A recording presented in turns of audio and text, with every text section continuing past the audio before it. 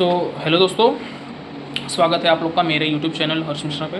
आज मैं आप लोग के लिए बहुत ही बेहतरीन और अच्छी जॉब वैकेंसी भर्तियां लाया हूं, जो कि 2026 के आने वाले समय में काफ़ी अच्छा खासी भर्तियां निकलने वाली, जो कि बहुत यूज क्वांटिटी में, यूज पदों में निकलने वाली हैं।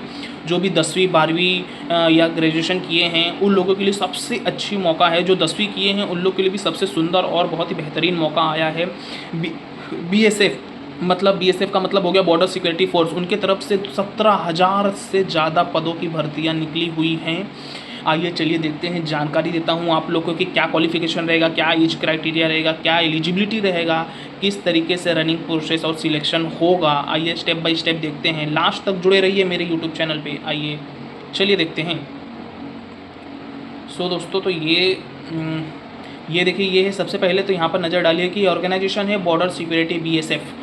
तो BSF की तरफ से ये वैकेंसी निकली है। सेकंड थिंग क्या है, कांस्टेबल GD पदों का नाम, जो डिपार्टमेंट है, जो मतलब यहाँ पर पद आपको जॉब टाइटल दिया जाएगा। तो जॉब टाइटल क्या है, कांस्टेबल GD ट्रेडमैन, उसके बाद स्पोर्ट कोटा, उसके बाद पैरामेडिकल स्टाफ। तो ये सारे पदों का लिए भर्ती आई है। 17,000 से ज़्यादा एक्सपेक्टेड है।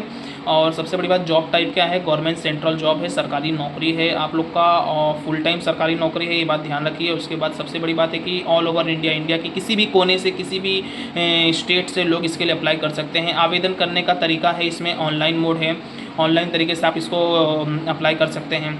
आइए चलिए देखते हैं एलिजिबिलिटी क्राइटेरिया की बात कर लेते हैं। तो हु कैन एलिजिबल, कौन कौन इसमें एलिजिबल है, कौन कौन इसमें अप्लाई कर सकता है। तो सबसे बड़ी बात है कि लड़के, यहाँ पर देखिए, male and female both can apply, लड़की और लड़का दोनों इसमें अप्लाई कर सकते हैं। लड़कियों के लिए कुछ स्पेसिफिक पोस्ट, जैसे कि GD, कांस्टेबल GD लड़कियों के लिए देखो, ये सब स्पेसिफिक पोस्ट निकला है। कांस्टेबल GD, पैरामेडिकल और स्पोर्ट कोटा में मुख्य दिए गए हैं। ये सारी 3 जो चीज़ें हैं, इनमें लड़कियों लोग के लिए खास करके हैं। और एजुकेशन क्वालिफिकेशन की बात करेंगे तो पोस्ट वाइज उस हिसाब से देखो, कांस्टेबल GD के सिर्फ 10वीं पास किसी भी ऑर्गेनाइजेशन या किसी भी रिकॉग्नाइज्ड बॉर्डर पे। तो अगर आप 10वीं पास थे तो आप वो प्लीज़ उसके लिए एलिजिबल हैं। BSF ट्रेड्समैन के लिए 12 प्लस ITI, अगर आपने ITI किया है 10वीं के साथ तो आप लोग इसके लिए एलिजिबल हैं। और स्पोर्ट कोटा से जैसे 10वीं पास प्लस नेशनल, स्टेट या डिस्ट्रिक्ट, अगर आप लोग स्पोर्ट कोटा जैसे किसी को खेल में बहुत रुचि है और उसने एक अच्छे like national level, state level या डिस्ट्रिक्ट लेवल पे उसने गेम खेला है, तो अगर वो 10वीं पास है तो उसके माध्यम से भी जा सकता है, स्पोर्ट कोटा से भी जा सकता है। तो ये बातों का ध्यान रखिए। अगर मेरे दोस्त, मेरे भाई बहन या जो भी लोग हैं, अगर उनको स्पोर्ट में रुचि है, तो अगर उन लोग ने उसमें भी किया तो एक बार ज़रूर आप लोग अप्लाई करिए। सिलेक्शन होना ना होना अलग बात है, लेकिन एक बार अप्लाई करिए। बाई चांस अगर आपका सिलेक्शन हो जाता है तो आप लोग को एक सरकारी नौकरी ज़रूर मिलेगी। पैरामेडिकल पोस्ट के लिए क्या है, डिप्लोमा या डिग्री, अगर आपने किसी भी रिलेटेड मेडिकल फील्ड, अगर मेडिकल फील्ड से अगर आपने डिप्लोमा किया है या फिर कोई डिग्री की है तो आप लोग ज़रूर उसके लिए एलिजिबल हैं। आइए चलिए एज क्राइटेरिया की बात करते हैं। तो एज लिमिट इसमें कुछ दिया है। कांस्टेबल GD के लिए 18 से 23 साल, अगर जो भी 18 से 23 साल के बीच में हैं मेरे दोस्त लोग, उसके लिए ज़रूर आप लोग अप्लाई करिए। ट्रेडमैन के लिए अगर 18 से 25 साल, और पैरामेडिकल के लिए 18 से 30 साल। तो पैरामेडिकल के लिए 18 से 30 साल। आइए देखते हैं कि एज रिलैक्सेशन किसके लिए क्या क्या है। एज रिलैक्सेशन की बात अगर आप करते हैं तो SC और ST के लिए 5 साल का एज रिलैक्सेशन है। और OBC को 3 साल की छूट दी है। अगर किसी का उम्र 23 साल इस समय या 24 साल इस समय करंट चल रहा है, और जो मेरे दोस्त भाई बहन ST SC के हैं, कास्ट के हैं, या OBC के कास्ट के हैं, तो उनको 3 साल और 5 साल ज़्यादा उससे आप जोड़ के उससे आप अप्लाई करिए। लेकिन जब आप अप्लाई करेंगे तो उसके लिए कास्ट सर्टिफिकेट का फॉर्म आप लोग ज़रूर रखिए, ताकि आप लोग उसको दिखा सकें ये प्रूफ के तौर पे। तो आइए सैलरी की बात किया जाए कि सैलरी किस तरीके से कैसे मिलने वाली है।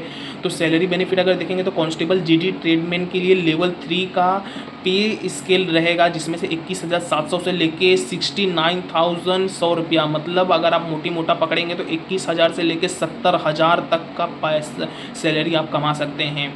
अगर आज आप लोग का सिलेक्शन होता है 21 या 22-23 हज़ार पे होता है, तो कल के अगर आपको 70,000 कमाने तक का मौका है। और दोस्तों देखेंगे तो अगर पैरामेडिकल की बात करेंगे तो पैरामेडिकल लेवल में 3 पे आपको 25,000 से लेके 81,000 तक की कमाने की अपॉर्चुनिटी रहेगी। तो इतना मिल सकता है, इतना जाहिर सी बात है मिलेगा।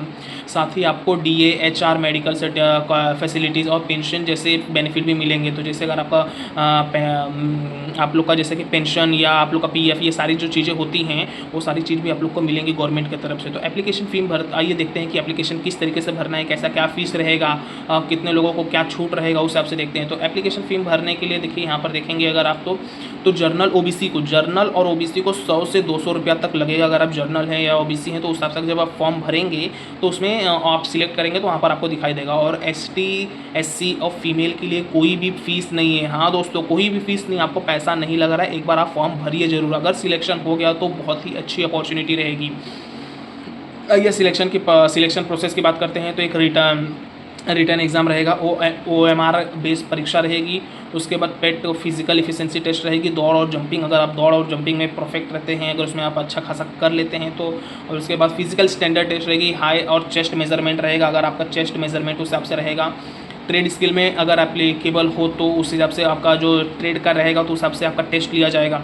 डॉक्यूमेंट वेरिफिकेशन, अगर आपका डॉक्यूमेंट जैसे आधार कार्ड, पैन कार्ड या कोई भी अगर आपका क्रिमिनल बैकग्राउंड नहीं है, ये सारी चीज़, आपके घर कहाँ पर है, आप वहाँ के रहवासी हैं कि नहीं, वो सारी चीज़ों का इस पर वेरिफिकेशन होता है। मेडिकल एग्जामिनेशन, अगर मेडिकल में आप फिट हैं, जैसे कि आप कोई दारू सिगरेट या ये सारी चीज़ों का नशापत्ती नहीं करते हैं, या आप करते भी हैं तो एक्सेस मतलब ज़्यादा अमाउंट में नहीं करते हैं जिससे आपके शरीर को कोई हानि हो रहा है, आपका दिखाई दे रहा है कि नहीं, ये सारी चीज़ें सुनाई दे रहा है कि नहीं, सारी चीज़ें मेडिकल फिटनेस में आती हैं, सांस तो नहीं फूल रहा है, ये सारी चीज़ें हैं। तो आइए देखते हैं फिजिकल स्टैंडर्ड में क्या है।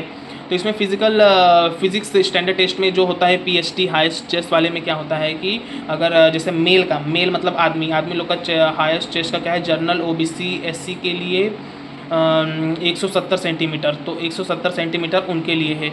और ST वाले लोग के लिए 162.5 सेंटीमीटर, तो ये बात ध्यान रखिए। और फीमेल के लिए है हाईएस्ट OBC SC के लिए है 157 और ST के लिए है 150 सेंटीमीटर। तो चेस्ट ओनली मेल आदमी लोग के लिए है बिना फुलाए, ओके। हाँ, लड़की लोग के लिए नहीं, ये लड़के लोग के लिए है खाली बिना फुलाए हुए 80 सेंटीमीटर और फुलाने के बाद 185 सेंटीमीटर। ये दो चीज़ आप लोग को ध्यान रखना पड़ेगा। उसके बाद फिजिकल एफिशिएंसी की बात करेंगे तो physical efficiency test PET running and jumping के बारे में। तो मेल लोग को 5 किलोमीटर की दौड़ 24 मिनट में लगाना है। हाँ दोस्तों, लड़के लोग ध्यान से सुनो कि मेल लोग को 24 मिनट में 5 किलोमीटर का दौड़ लगाना है। लॉन्ग जंप 3.5 मीटर और हाई जंप 1.2 मीटर। तो याद रखना, अगर लॉन्ग जंप आप लगाते हो तो 3.5 मीटर और हाई जंप 1.2 मीटर। और फीमेल लोग के लिए है 1.6 किलोमीटर। सबसे अच्छा है कि 1.6 किलोमीटर 8.5 मीटर में आप लोग को मतलब 1 किलोमीटर 1 किलो 600 मीटर आप लोग को दौड़ना पड़ेगा 8.5 मीटर में। तो लॉन्ग जंप आप लोग को 3 मीटर है एंड हाई जंप रहेगा आप लोग का 0.9 मीटर। और इम्पॉर्टेंट डॉक्यूमेंट क्या क्या लग सकते हैं तो उसके लिए भी अभी इसी वीडियो में हम लोग चलिए बात कर लेते हैं। तो इम्पॉर्टेंट डॉक्यूमेंट में क्या क्या लग सकता है जब आप फॉर्म फिलिंग करेंगे या किसी भी चीज़ के लिए, तो आधार कार्ड, फ़ोटो ID, आधार कार्ड और एक फ़ोटो ID। उसके बाद आधार कार्ड का जो फ़ोटो ID मतलब जीरोक्स लेके रखिए या वहाँ पर चाहिए रहेगा। 10वीं 12वीं की मार्कशीट एंड सर्टिफिकेशन जो 10वीं 12वीं आपने किया रहेगा तो उसका मार्कशीट रहेगा। पासपोर्ट साइज़ फ़ोटो और सिग्नेचर, अगर आपने किताब एक बुक पे आप सिग्नेचर करके रखो जिसका आप वो सिग्नेचर ले सकते हैं। और आप पासपोर्ट साइज़ फ़ोटो वो आप 2-3 पासपोर्ट साइज फ़ोटो रखो और उसके बाद आप एक सिग्नेचर। उसके बाद कास्ट सर्टिफिकेट और डोमिसाइल सर्टिफिकेट। कास्ट सर्टिफिकेट अगर आपने मतलब आप लोग अगर SC SC और इस पे ये सारे पोस्ट से हैं, अगर SC ST वाले कास्ट से हैं तो उस हिसाब से अगर आप लोग को ये लगेगा सर्टिफिकेट, कास्ट सर्टिफिकेट। और स्पोर्ट्स सर्टिफिकेट, अगर आप लोग जैसे कि स्पोर्ट के जरिए स्पोर्ट कोटा से जा रहे हैं तो उस हिसाब से अगर स्पोर्ट्स सर्टिफिकेट आपको डिस्ट्रिक्ट लेवल या हाई लेवल स्टेट लेवल अगर आपने खेला है तो उसका सर्टिफिकेट ज़रूर आप लोग को चाहिए रहेगा।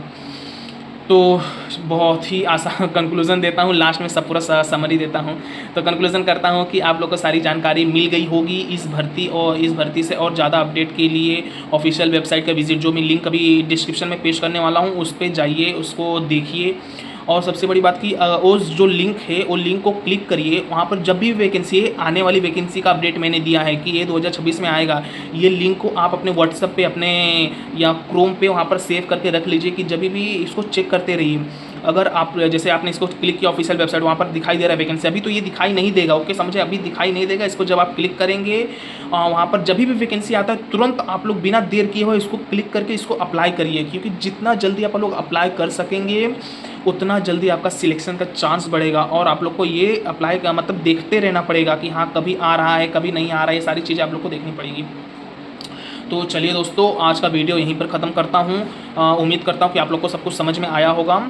अगर आया होगा तो ऐसे और भी वीडियो और भी चीज़ें जानकारी के लिए आप लोग ज़रूर कमेंट करिए कि क्या वीडियो किस टॉपिक पे चाहिए, कैसा क्या चाहिए। अगर कोई डाउट रहेगा तो आप लोग ज़रूर कमेंट करिए। हालांकि आज के लिए बहुत बहुत हो गया। थैंक यू सो मच, धन्यवाद। सब्सक्राइब जरूर कर लेना मेरे चैनल को। मिलते हैं अगले वीडियो में।